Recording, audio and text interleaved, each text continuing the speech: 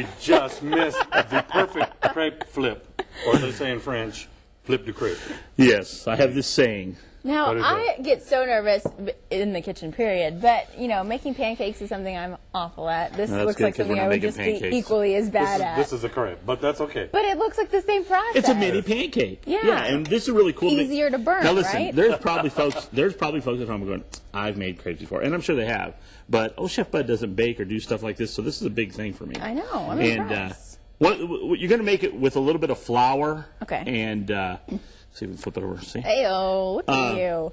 A little bit of flour, an egg, and an egg. The camera went way off trying to follow that. Sure. A little bit of flour, an egg yolk, some milk. And all you're going to do is really whisk it together.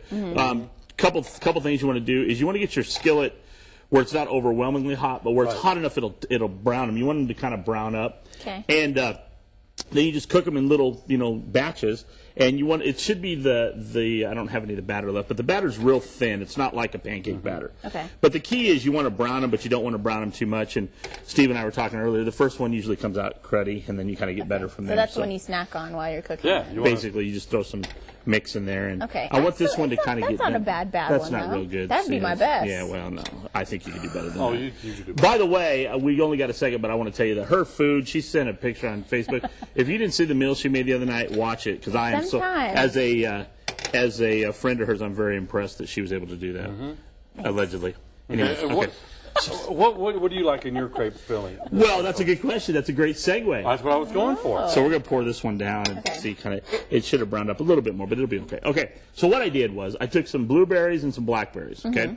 Cup of sugar, put them in a little bit of water, and just cooked them down, all the way down, let them reduce all the way down, okay? Then I ran them through a food processor, just kind of pulsating them, okay?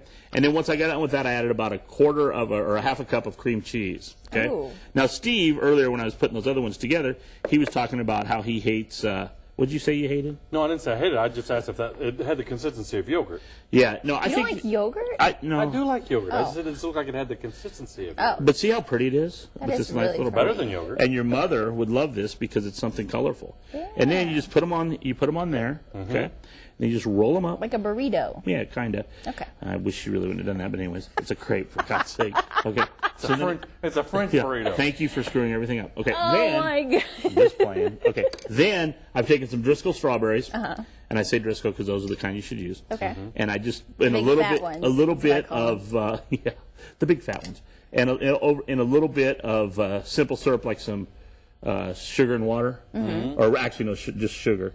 Let's pour some more at the top of this. This is really good and light, and it's really good for like mom to enjoy it at Mother's Day, because you can also put some whipped cream, some powdered sugar. Yeah. You can do about anything you want to it. But these crepes, if you make a bunch of them, it goes really fast. And what I did was actually made them up, a bunch of them last night, and just layered them in with paper, like wax paper. You stick them in the refrigerator. So it's kind of a taxing process. So you don't want to.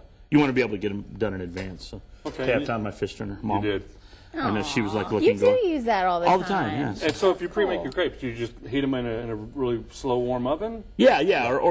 Actually, you could fill them up, and then stick them in the microwave and be real quick. Okay. So, but go get yourself some good Driscoll berries, some blackberries. You could use raspberries as well. Okay. Okay.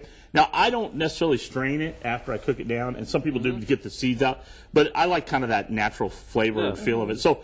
You got two items here you could make up for mom really quick, and both of them I think come out really nice. That pork chop's really, really good. So it smells delicious. Again, kind of think outside the box, because mom gets a lot of chicken thrown at her, a lot of so you want something that's light but not real, something that's got a little bit of. And crepes are not difficult to make at all. No, people just a little practice playing with them, and you have fun. If you can make a pancake, you can make a crepe. So it's almost like an omelet, but without the stuff in the middle. Yeah, almost. But kind of. It's egg. It's completely different. Go to YouTube. You can watch all of this again if you need help in the kitchen, as I do.